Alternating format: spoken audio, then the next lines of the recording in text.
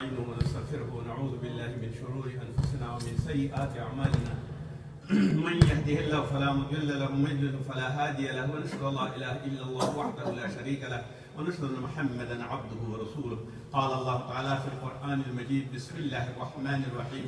سبح لله ما في السماوات والارض وهو العزيز الحكيم له ملك السماوات والارض يحيي ويميت وهو على كل شيء قدير هو الأول والآخر والظاهر والباطن وهو بكل شيء عليم. وأيضا قال الله تعالى في القرآن المجيد: بسم الله الرحمن الرحيم. لقد أرسلنا رسلنا بالبينات وأنزلنا معهم الكتاب والميزان ليقوم الناس بالقسط وأنزل الحديد فيه بأس شديد ومنافع للناس وليعلم الله من ينصره ورسله بالغيب إن الله قوي عزيز. صدق الله مولانا العظيم. وصلى الله على محمد وعلى آل محمد إلى يوم القيامة وأنزله إلى مقعد المقرب عندك يوم القيامة يا رب. أنت ولينا في الدنيا والآخرة وأنت خير الغافرين. زما د ایمان او د کلمې ورونو، زما مسلمانانو او مؤمنانو ورونو، الله جل جلاله مو په خپلو ټولو هغه نیکو کارونو کې د الله د رضا دپاره وي، همیشه دپاره کامیاب لره. او الله تعالی دې موږ او تاسو ټولو ته عملنامه په خلاص باندې په ورځ د قیامت باندې راکړي. زما ورونو، ما چې کوم آیات شریف ولوستل دې کې د اوسپنې په باره کې دی. د کائناتو په لړۍ کې موږ او تاسو د اوسپنې په باره خبرې کوو. اوسپنه څه ته وایي؟ اوسپنه څه شی دی؟ اوسپنه د کوم ځای نه راغلي؟ اوسپنه څه په کار کېږي؟ د خپل علم لنډي علم یا د کم علم په مطابق به یو څه خبرې پکې وکړو. انشاءالله دا د وعظ وخت به په اوسپنې په معلوماتو باندې انشاءالله نن تېر کړو. او الله تعالی به موږ تاسو ټولو ته ثواب راکړي، ځکه چې دا اعجاز القرآن دی. د قرآن یوه معجزه ده چې اوسپنه هر یو شی بیل بیل کېږي او هر یو شي ته موږ تاسو متوجه کوي. دا اعجاز القرآن وي. ابن عباس رضی الله عنه وایي چې کله چې وروسته زمانه راځي نو هر زمانې کې به تفسر القرآن، قرآن به تفسیر کېږي، معناګانې به ترې پخې راوځي او د وخت و زمان سره به ټول هغه سوالونه چې چا نه پیدا کېږي، دهري وي که ماټریالیزم وي که بل څوک وي که بل څوک وي، ټولو ته به خپل سوالونه پوره پوره رسېږي.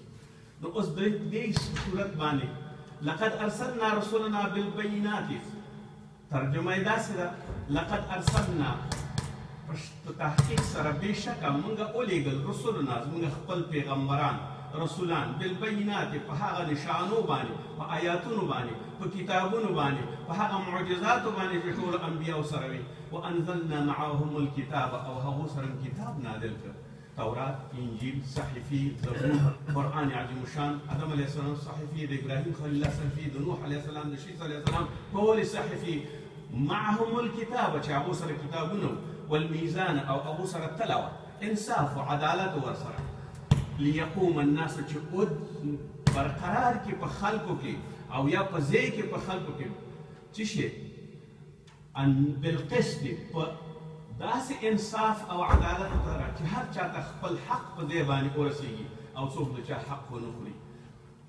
وانزلنا الحدید، جمله دلته داسې وایي چې وروسته د عدالت او د انبیاو نه وانزلنا الحدید، الله جل جلاله وایي چې ما دا ټول نازل کړه. اوس تاسو نه مونږ ته داسې وایي ما نازله کړه الحدید، اوسپنه، فیه په دې اوسپنه کې بأس شدید، په دې اوسپنه کې زور دی، په دې اوسپنه کې جنګ دی، په دې اوسپنه کې ډېر زیات بحث دی او دا ډېره مطرح د وختونو ده. نو بأس شدید دې کې ډېر سخت زور او ډېر سخت جنګ دی. ومنافع للناس، سره د دې چې پکې سخت جنګ هم دی خو نفع رسوي خلکو ته، منافع د خلکو دي، فایدې د خلکو دي پکې. وليعلم الله، او الله تعالی پوهېږي په دې باندې من ینصره، چې څوک د الله په طرف دی او څوک الله غالب ګڼي او د بتانو او د ټولو خدایانو په مقابل کې الله توحید او د هغې نه د شرک د لرې کولو کوشش کوي. من ینصره، څوک نصرت کوي د الله عقیده کې. ورسله، او څوک نصرت کوي د هغې د پیغمبرانو بالغیب سره د دې چې په غیب سره یعنی موږ یې نه یې لیدلي هېڅوک یې نه دي لیدلي خو بیا هم دوی همیش دپاره فی سبیل الله عند الله عند الرسول کوشش کوي چې د رسولانو سره او د الله جل جلاله د دین د نصر سره کومک وکړي ان الله قوي عزیز او په دې پوه شئ بېشکه الله جل جلاله قوي دی قوت یې دومره دی چې انتها نه لري هیڅ ازمایش کېږي نه د هغه د ذات سره لایق دی دغومره قوت یې دی چې نه په اتم کې شته دی او نه په د دنیا په هیڅ قدرت کې شته دی نه په ځمکې کې شته دی او نه په اسمان کې شته دی که دا ټول اسمان راولویږي او دا ټوله ځمکه غرقه شي د هغې د قدرت د یو ذرې ته هم نشي رسېدلی فلهذا هغې کې قوت دی عزیز او غالب دی په دې ټول هر څه باندې او په دې باندې توانا دی چې خپل قدرت هر وخت استعمال کړي هیڅ وخت نشي بې قدرته کېدلی د هغه د ځان د شان سره لایق قدرت لري کوم آیات شریف چې ما ولوستو نو دې کې د اوسپنې او د نبیانو دی ولې دا ارتباط ولې جوړ شوی دی د نبیانو سره د کتابونو سره او بیا د عدالت او د تلې سره او بیا وروسته د اوسپنې سره ولې دا ارتباط په قرآن عظیم شان کې جوړ شوی دی د دې کې یو ډېر لوی اعجاز پروت دی یوه ډېره معجزه د قرآن پکې پرته ده ځکه وایي چې ما خو رسولان درته راولېږل او موږ ورته کتابونه راوړل د کتاب نوي آسماني لارښودنه دې په څه کوله د کتاب لارښودنه نه وي چې عبادت وکړه معاملات په ځای کړه د خلکو سره کړنه وکړه اخلاق په ځای کړه د خلکو حقوق ورکړه او د هغو نه یې بېرته وغواړه اجتماعي سلوک فردي سلوک کورنی ژوند او اجتماعي د کتاب نه وي په څه باندې پوهېږي آیا چا دا کتاب مخکې راوړی دی مارکس انګلز ځان ته مخکې اول کتاب راوړی او که نه اول یې داسې یو فلسفه راوړه چې جنګ جوړ موږ او تاسو ته کله چې د قرآن راغلی دی نو موږ او تاسو جوړوي اول انسان جوړ کړو بني آدم یې جوړ کړو مسلمان یې جوړ کړو بیا یې ورته دا مخه د میدان د دنیا خوشې کړه چې اوس ورته ورته کار کوه او د نورو خلکو خپلې فلسفې دا دي انسان جنګ وکړه انسان فحشا وکړه انسان یو په بل باندې سره مه قبلوه مه یې تسلیموه په دې نامه په هغه نامه انقلاب وکړه اوښتون وکړه بدلون راوله ویجې توی کړه خلک مړ کړه ښځې مړ کړه نران مړ کړه هر څه مړ کړه د هغو کار دا دی او د دې کار دا دی چې اوس د الله کار دا دی چې تا ته وایي چې ما درته اول کتاب راولېږه ټوله رهنمایي د کتاب نه واخله بیا د کتاب نه دې واخیستله کتاب نه دې چې رهنمایي واخیستله د دې رهنمایي سره بیا میزان او عدالت وکړه تله راوړه تله به داسې وي چې دې سره ونه لګېږي چې تله داسې وي چې برابر ستا حق دی ستا دعوه ده ستا حقوق دي باید تله میزان په ویل للمطففین ټول عذاب دی هلاک دی هغه چا دپاره چې ټول او ناف کې نقصان کوي او بالقسط ولا تخسر الميزان همیشه دپاره قرآن عظیم شان کې کله داسې ځای کې استعمال شوی دی چې سمون پکې راځي تساوي او مساویان پکې راځي د هېچا حق نه تلف کېږي نو دلته ورته ویل میزان میزان عدالت وکړه عدالت داسې یو شی دی دغه قرآن په خپله د یو هدایت کتاب دی خو دا د وګړنیز د یو بني ادم د یو شخصي ژوند دپاره هم عدالت دی او د ټول اجتماع دپاره هم دا یو عدالت دی نو میزان جوړ کړه او هدایت باندې روان شه لیقوم الناس بالقسط تر څو چې دا میزان او تله او عدالت مې درته ځکه رالېږلې چې د خلکو منځ کې بې انصافي ونه شي او ټول په انصاف باندې وچلېږي بیا درته دا وایي وانزلنا الحدید ما درته نازل کړې ده اوسپنه په اوسپنه کې سوال دا دی انزلنا یې ولې ویلي ولې خلقنا نه وایي ما پیدا کړې ده ځمکه خلق آدم یې خلق کړی دی نور شیان ټول خلق کړي دي ولې انا انزلناه فی لیلة القدر قرآن ما نازل کړی په لیلة القدر کې دا دې انزال یا راتګ ښکته په څه معنا باندې په دې معنا باندې دی چې قرآن د اسمان نه نازل شوی دی دلته وایي چې اوسپنه د اسمان نه نازل شوی ځکه نزول خو په خپله ځمکه په ځمکه کې نه ده پیدا شوی علما د اوسنۍ پیړۍ علما ټول دا وایي چې پخوا ځمکه کې خلقو مفسرینو داسې تفسیر کړی و انزلنا خلقنا موږ ځمکه یې په ځمکه کې اوسپنه پیدا کړې خو اوسني علما دا وایي چې انزلنا دې ته وایي چې اوسپنه دلته نه ده پیدا شوې اوسپنه د داسې یو ځای نه راغلې ده چې هغه پورته دی او اوچت دی نو اوس چې د پاسه نه اوسپنه راغلې په څه ترتیب راغلې ده او په څه رقم باندې راغلې ده د دې ټولو د یو فضایي عالم د امریکا نه سړي پوښتنه وکړه آرمیریچ د فضایي علومو پروفیسر ورته چا وویلې چې اوسپنه دا انزلنا دلته قرآن کې راغلی دی او دا اوسپنه چېرته پیدا شوې؟ هغې ویل دا اوسپنه په هېڅ وخت په ځمکه کې نشي پیدا کېدلی. ولې نشي پیدا کېدلی؟ ځکه په اوسپنه په ځمکه کې نشي پیدا کېدلی چې د ځمکې پیداوښت دا نه دی او د ځمکې طاقت دا نشته دی. حتی کوم شمسي نظام چې زموږ او ستاسو دی دغې کې طاقت د دې نشته چې اوسپنه پیدا کړي. ولې نشته دی؟ علما وایي داسې وایي د لمر د سطحې حرارت 6,000 درجې سانتیګریډ دی او د دننه په لمر کې کوم حرارت چې موجود دی هغه 5 میلیونه یا 2 میلیونه حرارت درجه د سانتیګریډ ده او دننه په هسته کې دومره سانتیګریډ دی. هغه کوم اندماج دمار او حرارت چې د دننه تولیدېږي هغه د 5 میلیونه درجو نه تولیدېږي. 6,000 یې بهر سطحه شوه او کومه چې د اوسپنې د جوړښت دپاره ضرورت دی چې اوسپنه باید پیدا شي د هغې دپاره ځینې علماو دا وایي چې 100 میلیونو نه هم زیات درجې د حرارت ته ضرورت دی او د هغې نه هم داسې وایي د 100 میلیونه درجو نه د دې نه هم زیات حرارت ته ضرورت دی او ځینې علما دا په تاکید شوي 1 بلیون درجه حرارت ته ضرورت دی چې اوسپنه جوړه شي. یو خو اوسپنې نه موږ او تاسو هر شی جوړو، ټوپک جوړو، چاړه جوړو، چاقو جوړو، ټانک جوړول دا بېل حرارت دی. په خپله اوسپنه چې وجود ته راځي دغه ماده د اوسپنې دا دومره حرارت 1 بلیون درجه سانتیګریډ ته ضرورت لري چې دا وشي او دا په شمس کې یا په لمر کې او په ځمکه کې د دې حرارت توانایي نشته چې اوسپنه جوړه کړي. نو اوس انزلنا نازله کړې ده. وګوره د الله قدرت ته 1400 کاله مخکې وایي چې ما اوسپنه نازله کړې خو هېڅوک پرې نه پوهېږي. اوس دا موضوع ټولې دنیا ته معلومه شوه چې رښتیا هم اوسپنه نازل شوې د اسمان نه ځکه د دې اوسپنې جوړښت د شمسي نظام کې بلکل نه کېږي. چې نه کېږي نو څنګه به کېږي؟ وایي ځینې علما داسې چې کله ځمکه پیدا شوه د دې سره الله جل جلاله اوسپنه دومره زیاته پیدا کړه د دې محور او د دې مرکزي د زړه د دې اوسپنې نه ډک کړ.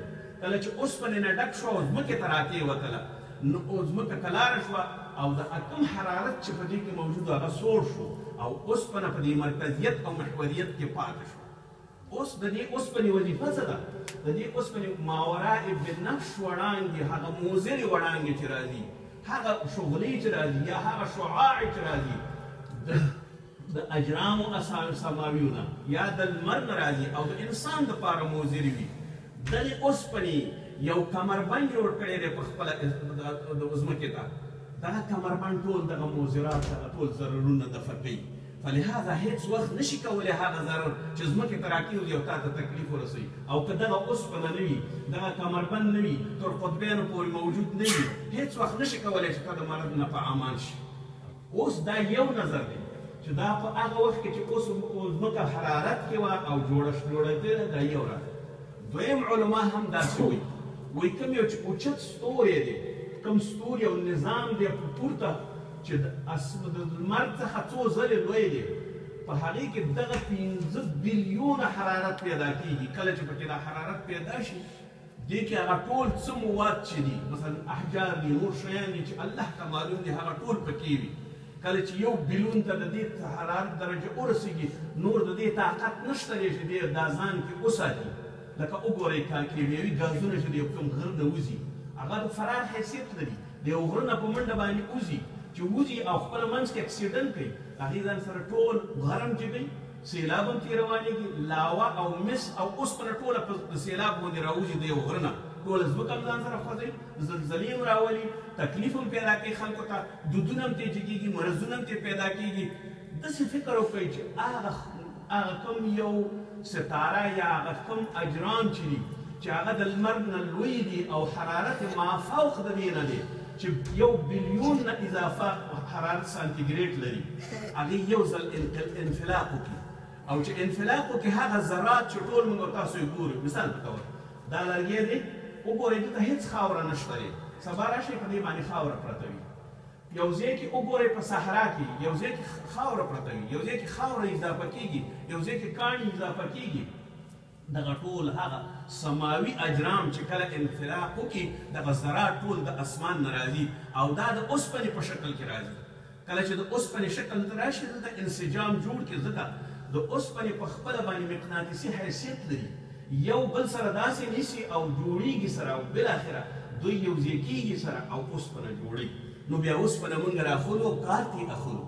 د دې انزلنا نه خلقنا نه پخواني مفسرینو خلقنا لیکلي ده، اوسني وایي مونږ پخوانو مفسرینو تر ټولو ته احترام لرو، خو خلقنا نه ده، انزلنا ده، نازل شوې ده. ځکه الله تعالی په خپله کولی شو چې د انزلنا په دې باندې خلقنا ووایي او خلقنا یې ونه ویله، یعنې ما پیدا کړې ده په ځمکه کې، او وویل چې انزلنا نو ما نازله کړې ده، قرآن یې هم نازل کړي، کتابونه یې هم نازل کړي، هغه څه چې په اسمان کې دی هغه ټول باران یې هم نازل کړي، وریځې یې هم نازل کړي دي، د لمر وړانګې او شعاع یې هم نازل کړي دي، فلهذا اوسپنه یې هم نازل کړي ده.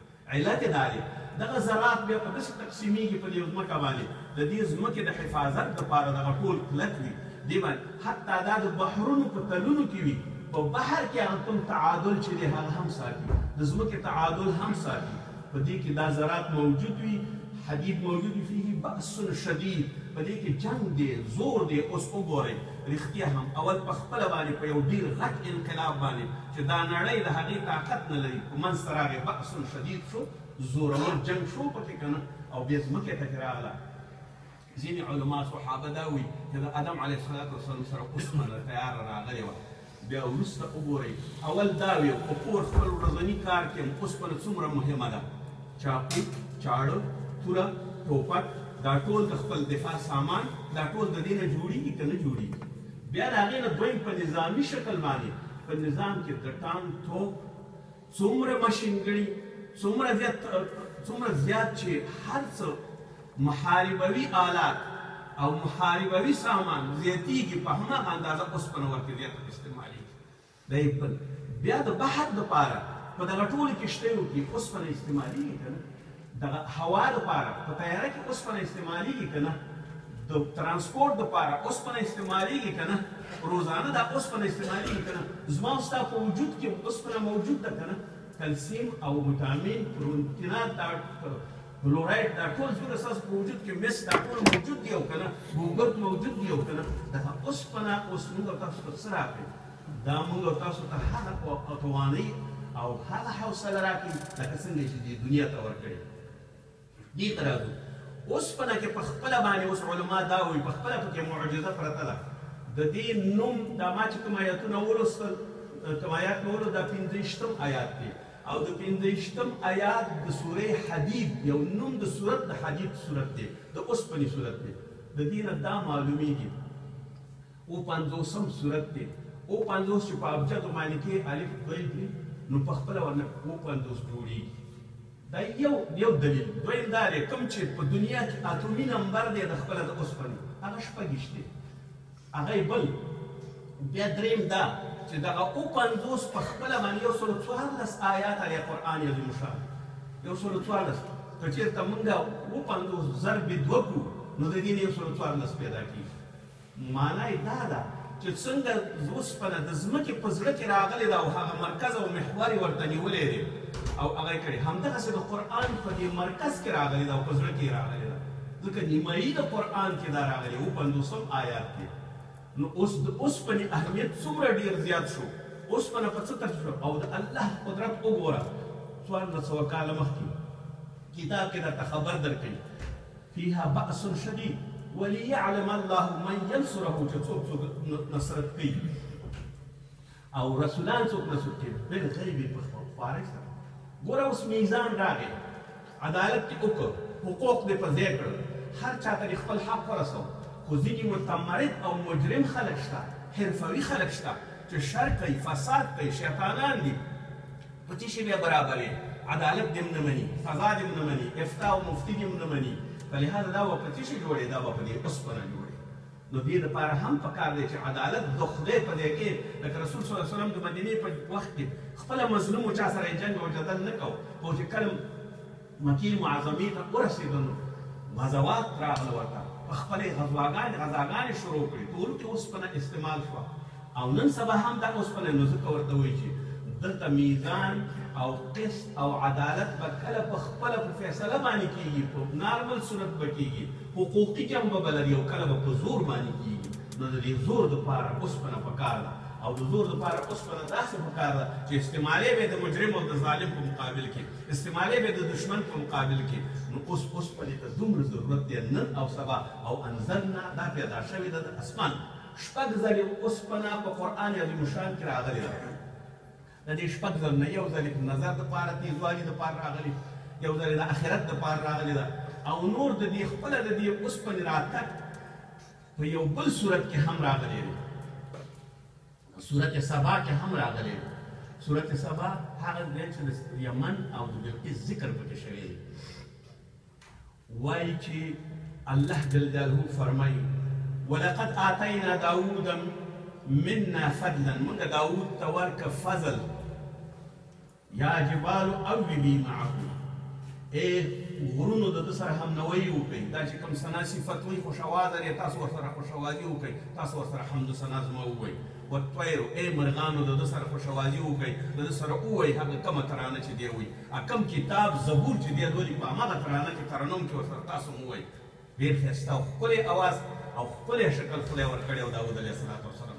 وألنا له الحدید، دې دپاره اوسپنه نرمه کړه، داسې نرمه کړه او داسې ورته پسته کړه. ان اعمل سابغات وقدر في السر، مونږ ورته وویل، الله وایي چې مونږ ورته داسې ویل چې عمل وکړه، جوړې کړه زریګانې د جنګ دپاره، څنګه یې جوړې کړه او اندازه یې کړه، حلقې سمې ولګوه، داسې چې مطابق د یو سړي وي، نه دا چې د چا نه اوږده وي او د چا نه لنډه وي، یو چا کې تنګه وي او چا کې ازاده وي، بلکې د اندازې مطابق همدغسې جوړه کړه. که یو خیاط چې جوړه جوړوي یا جامې جوړوي، د خیاط په ترتیب باندې جوړه کړه. کله چې جوړه کړه واعملوا صالحا او بیا عمل صالح وکړه، انی بما تعملون بصیر. هغه څه چې د داود علیه السلام اهله کوئ، نو زه په هغې باندې پوهېږم، عمل صالح وکړئ. داود علیه السلام ته ولې د اوسپنې اشاره وشوه؟ داود علیه السلام ډېر ښه عدالت او حکومت و، ټول خلک پرې خوشحاله و. همیش دپاره به یې ویل چې داود علیه صفت به یې کوو، عدالت یې ښه دی، پیغمبري ښه ده، هر څه یې ښه دي، زبور کتاب ډېر رهنما دی دا دی. خو داود علیه السلام به جامې بدلې کړې، چپنه به یې واغوسته، یو بل کالي به یې واغوسته، چې کله به کرسۍ او تاج نه کوز شو نو بازار کې به ګرځېده، ښارونو کې کورونو کې به ګرځېده. داود علیه السلام څنګه سړی دی؟ هغه به ورته ډېر ښه سړی دی، ډېر ښه عدالت لري. بیا به یې بل ته بازار کې پوښتنه وکړه، دوکاندار وایي داود علیه السلام څنګه سړی دی؟ ده به نه پېژانده، قیافه به تغییر وه. وایي داود علیه السلام ډېر ښه سړی دی. په اولو ځایونو کې به وګورېد، د داود علیه السلام صفت به یې اورېده. یو ورځ ناګهان چې دوی خپل کپړې بدلې کړي چې څنګه ووته د دربار نه، نو یو سړی ورته په مخ راغی. ده ورته ویل چې داود علیه السلام څنګه سړی دی؟ وایي داود علیه السلام ډېر اعلی سړی دی، ډېره ښه مفکوره لري، خو افسوس دا دی چې د لاس په محنت یې خپل رزق خوړلی، نو بیا به ډېر ښه شوی دی. داود علیه السلام بېرته راوګرځېد، خدای ته په زارۍ شو، په ژړا شو، یا الله ما ته سبب پیدا کړي، مسبب الاسباب ما ته سبب پیدا کړي، ما باندې اعتراض خلکو وکړو، دغه یو اعتراض هم ده نه منم. اگر چې د مفتي او د قاضي دپاره، د پادشاه او د خلیفه دپاره د بیت المال معاش شته، ځکه خپل وخت ضایع کوي. د هر چا دپاره معاش شته، ځکه که ور یې نه کړي نو بیا نه شي کولی قضا او دا شي، څه باندې به ورځ تېروي. خو داود علیه السلام چې کله خدای ته ژړا وکړه، نو الله جل جلاله ورته وویل چې راواخله اوسپنه او د هغې نه زرې جوړې کړه. مخکې د دې نه زرې د جنګ اسباب نه و جوړ شوی، د دې باعث په خپله پیغمبر دی. خلکو به ځان پسې غټې غټې اوسپنې تړلې چې هغه به یې خپله نه شوې وړلې د دوی د بچاو دپاره. کله چې داود علیه السلام اوسپنې ته به یې لاس ورور، هغه به تار تار شوه داسې، او د دې نه به یې حلقې جوړې کړي، او هر څه به یې د سپر به یې جوړ شو د اوسپنې، سپک به مو او جنګ کې به م استعمالېده. اول مخترین پیغمبر د دې زرې او د جنګي اسبابو، او بیا به دې دا 6,000 کسانو ته د دې د یوې زرې قیمت ورکوو چې خوراک پرې وکړي. دا به بیا 3 برخې کوله خپله پیدا. جمعه کې به یې یوه ورځ دا زرې جوړولې، او نور دا 6 ورځې به عدالت کوو. یوه برخه به یې ورکړه فقیرانو ته چې هغو به یو څه امرار حیات به پرې کوو. دویمه برخه به یې په خپله باندې په کور کې خوړه، او دریمه برخه به یې بیا ذخیره کوله چې بیا ترې نوره اوسپنه واخلي. خو اوسپنې سره دا قدرت نه و چې دا نرمه نه شي، لکه بټۍ کې یا په حرارت کې یا په نورو لابراتوارونو او لباټریو کې چې موږ تاسو ګرمو او دمه کوو ورته او کوره یې انګر ته وړو، نه، اوسپنې ته به یې لاس ته کړه ټوله الن، ما ورته پسته کړه. دا اوسپنه او داسې مو ورته نرمه کړه چې هر څه ترې جوړي هغه ترې ټول جوړېږي.